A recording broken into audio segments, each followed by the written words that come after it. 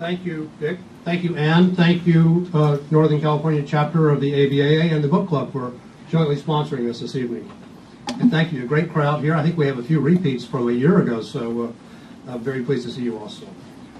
My talk this evening is going to be a historical survey of the antiquarian book trade in the San Francisco Bay Area from its beginnings until about a decade ago. I'm going to look back at the origins of the trade and record and acknowledge those individuals and firms that were responsible for making this business what it became in the 20th century. I am personally attracted to the stories of Eves Ellery, Patrick Joseph Healy, Anton Roman, William Doxey, Robert Cowan, and others you are about to hear about, because there are similar threads that run through all our careers. On different scales, we are all contributors to and participants in the same picture. A picture which I think deserves some examination while remnants of it are still with us. This, by the way, is I guess it's a serograph by a woman named Barbara Zook Fournier, who lived in Sacramento, and she was a bookbinder. And she did a series of them.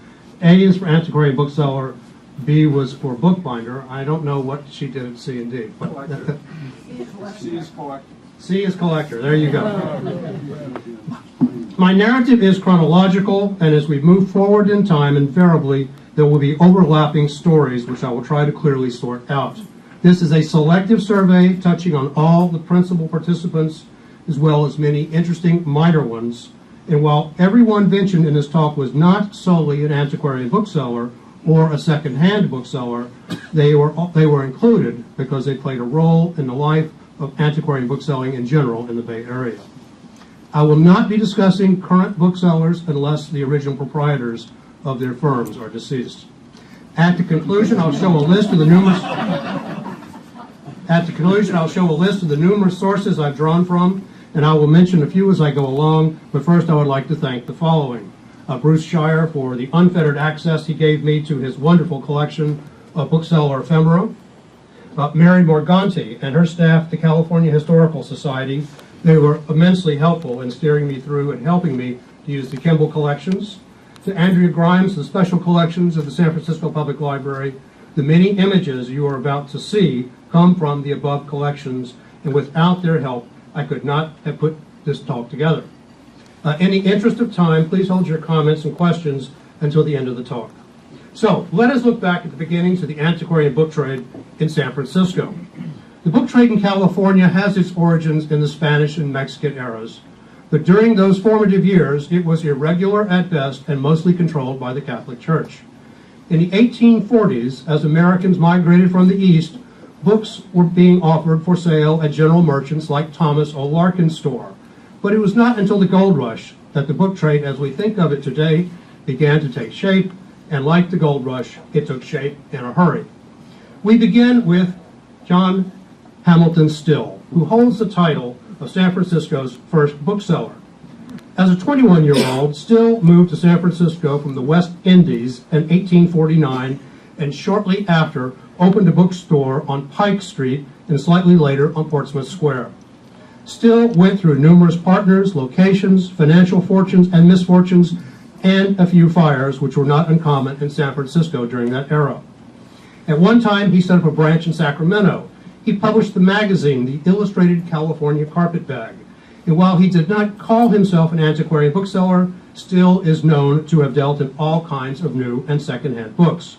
His businesses survived on and off at numerous locations in San Francisco until his death in 1877. After a fire in 1850 destroyed his store and almost its proprietor as well, Still soon reopened nearby with a sign in the window that famously proclaimed, "Still alive at number 6 Pine Street." An interesting footnote to California bookselling: in 1854, to avoid creditors and deal with health issues, Still put the business in his wife's name, Jane N. Still, who ran his bookstore for almost a year, which, in evidence to the contrary, makes Jane N. Still the first woman bookseller in San Francisco.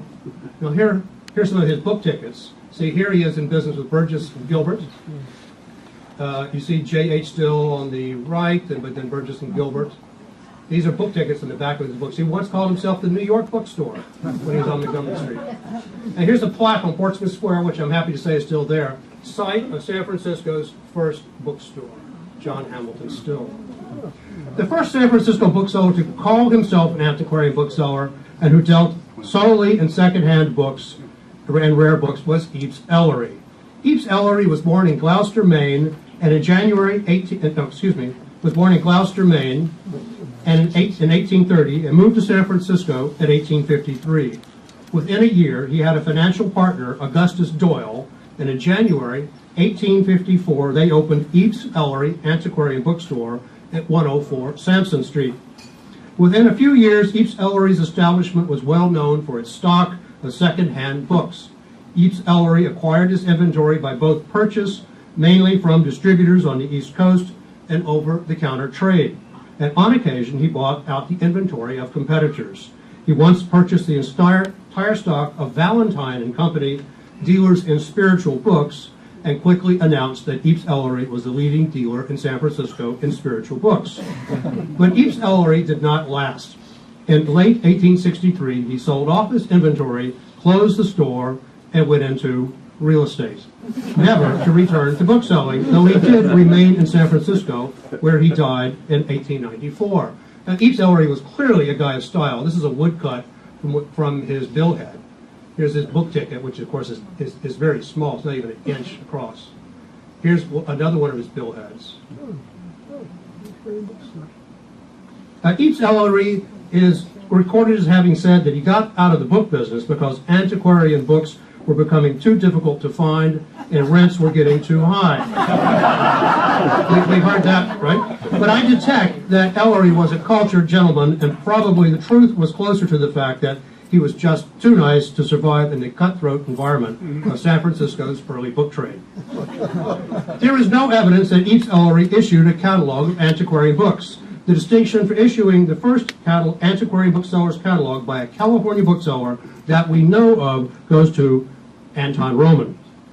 At 25 years old, in 1851, Anton Roman of Bavaria moved to Northern California like so many others with a chance of striking it rich in the gold fields. Not far from Mount Shasta, Roman did well, and later that year he strolled into San Francisco bookstore Burgess, Gilbert, and Still, one of the many partnerships of John Hamilton Still, with an idea.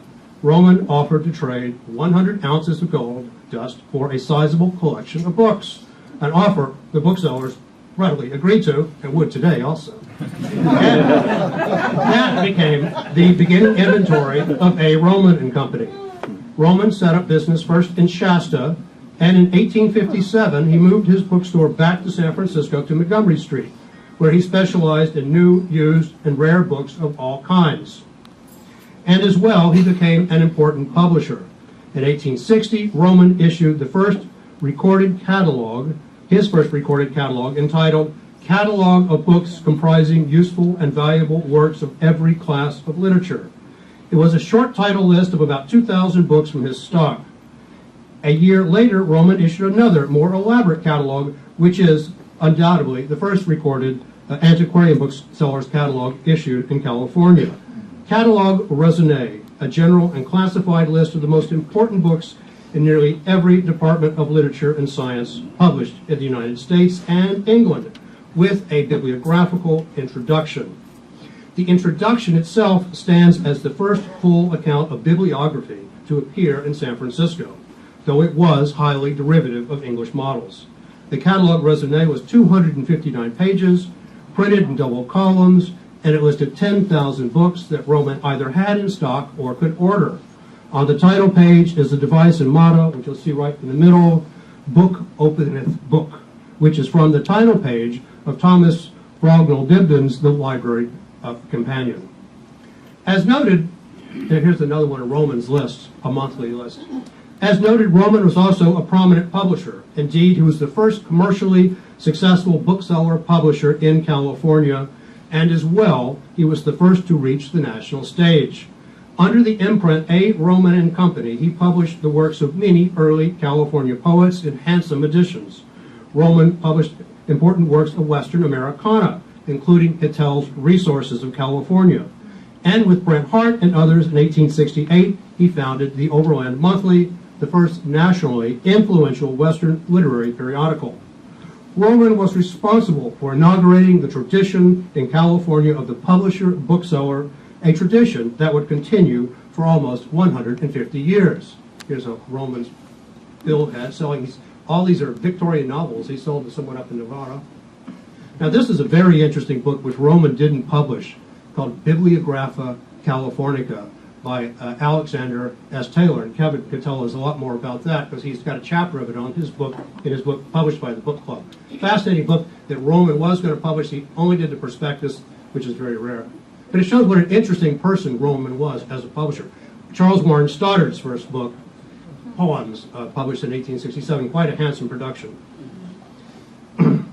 At his peak, Roman was one of the most successful booksellers in San Francisco, with sales of $175,000 to $200,000 a year. But business suffered during the Depression in the late 1870s, soon after which he liquidated A. Roman and Company to settle with creditors. Roman attempted a comeback in 1882 with a shop on Post Street, but it lasted only 5 years. Like Eves Ellery, Roman later went into real estate and never returned to the book business. A great loss, in my opinion. Roman died tragically in a train accident in 1903 at Point Reyes. And here is Roman's advertisement in the directory of about 1862.